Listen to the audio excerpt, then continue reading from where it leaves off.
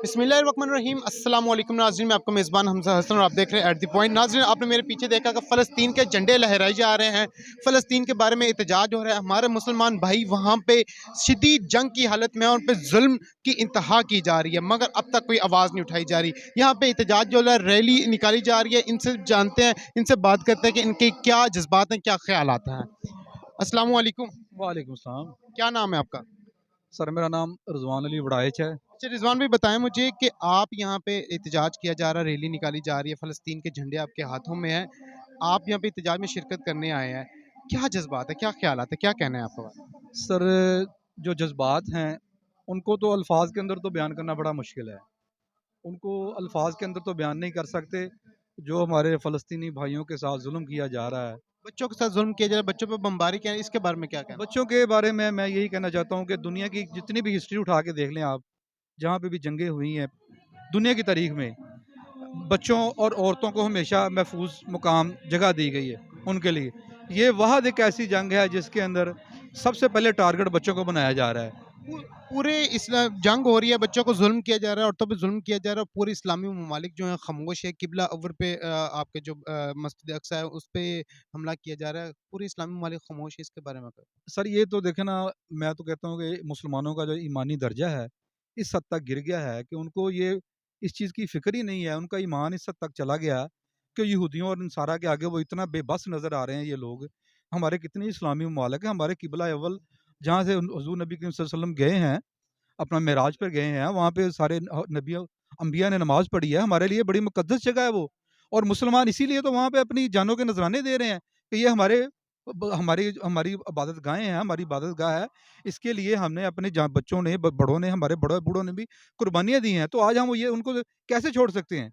तो ये तो मैं समझता हूँ कि मुसलमानों को जितने भी इस्लामी ममालिक हैं, उनके लिए एक बहुत एक क्या लफ्ज़ इस्तेमाल करना चाहिए, बेशर्मी है दूसरे लफ्ज़ों में कह लें। उनकी गैरत ख़त्म हो गई है कि उनकी बहनें, उनके हमारे मासूम मुसलमान भाई, हमारे मासूम बच्चे जो छोटे हैं, उनके ऊपर बमबारी हो रही है, अस्पतालों के ऊपर बमबारी हो रही है। लेकिन कोई बंदा इस्लामी मुल्क बोलने को सर ज़ुबान की हद तक बोल रहे हैं। इस तरह तो मैं भी बोल रहा हूँ, मैं एक माज़ूर आदमी हूँ, मैं भी बात कर रहा हूँ यहाँ पे। अच्छा, मैं ये आपसे पूछना चाह रहा हूँ कि हमारे जो नौजवान घर में बैठे हुए हैं, बहुत से ऐसे लोग हैं घरों से बाहर ही नहीं निकलते, इस पे बात ही नहीं करते, एहतजाज तो दूर की बात, वो इसके बारे में कोई बात ही नहीं कर रहे, ना हुक्मरान बात कर रहे हैं। आप मजबूर हैं, मजदूरी के बावजूद आप इधर एहतजाज आए हैं और उनकी आवाज़ बुलंद कर रहे हैं। देखिए सर, बेशक मैं माज़ूर हूँ, लेकिन मैं जज़्बात तो आम इंसान जैसे रखता हूँ ना, बल्कि मेरे उनसे ज़्यादा जज़्बात हैं। यकीन करें अगर मेरे अंदर इस्तात होती, इस वक़्त जिहाद फ़र्ज़ हो गया है। मुसलमानों को चाहिए कि अपने जान माल वक़्त को अपने फ़लस्तीनी भाइयों के साथ जाके खड़े हों और अपना दिन-रात उनके लिए अपनी अपनी जानों के नज़राने दें, और यहूद व नसारा को पता चल जाए कि मुसलमान एक हैं और इंशाअल्लाह एक रहेंगे। बहुत बड़ा अलमिया है ये तो, मुसलमान ममालिक हो के यहूद व नसारा की दोस्तियाँ, साबका हुकूमतें देख लें हमारी जो थी, अल्लाह ताला माफ़ करे, उसने भी हमेशा यहूद व नसारा की बात की। नाम रियासत मदीना का रखा लेकिन काम यहूद व नसारा वाला रखे। अच्छा, ठीक है? आप आखिर में हुकूमत को क्या मैसेज देना चाहते हैं? सर मैं हुकूमत को ये मैसेज देना चाहता हूँ अपनी को कि हमारे जो फ़लस्तीनी भाई हैं, वो हमारे जिस्म का हिस्सा हैं। हमारे मुसलमान भाई हैं, वो जो बच्चे वहाँ पे शहीद हो रहे हैं, वो उनके बच्चे नहीं, वो हमारे बच्चे शहीद हो रहे हैं। हमारे बच्चे शहीद हो रहे हैं। अगर ये देखें, अगर आज इस अदारे के अंदर कोई अटैक करता है, तो क्या हम आराम से बैठेंगे? नहीं बैठेंगे। कल को यहाँ पे भी हो सकता है, अगर वहाँ पे हो रहा है, तो आज ही हमें होश के नाखुन लेने चाहिए। हुकूमत को चाहिए कि अपनी अपनी फ़ौज, हमारी जो दुनिया की सबसे अच्छी फ़ौज है, वो हमारे अदारे हैं, हमारी खुफिया एजेंसीज़ हैं, जितने भी हमारे मामलात इन चीज़ों को देखते हैं, उनको चाहिए कि उनका अपने फ़लस्तीनी भाइयों का साथ दें, जिस तरह भी है। अगर अगर हाथ से नहीं दे सकते, कम से कम आलमी बरादरी में इसकी आवाज़ उठाएँ और इस मामले को जिस तरह भी है, उनको उनका हक दें, इंसाफ दें उनको। मस्जिद अक्सा पर इस वक्त बमबारी हुई जा रही है, वहाँ पे बच्चों को टारगेट किया जा रहा है, बच्चों को शहीद किया जा रहा है, औरतों पे जुल्म किया जा रहा है और वहाँ पे मुसलमानों की मदद के लिए कोई भी नहीं पहुँच रहा। ये तो हमारी कमज़ोरी है ना मुसलमानों की। जो जितनी अवाम है ये तो माशाल्लाह उनके साथ है। हमारे जो हुक्मरान हैं ना, इनको भी चाहिए कि होश के नाखुन लें। उन्होंने भी मरना है एक दिन। ये नहीं है कितनी देर रहेंगे वो ज़िंदा। ये हुक्मरान है, ये कहते हैं हमारा पैसा तो बाहर है। जिधर इंसान का माल जान वक्कल लगता है ना, उसी की तरफ हो जाता है। इनका पैसा उनके पास है, यहूदन सारा के पास।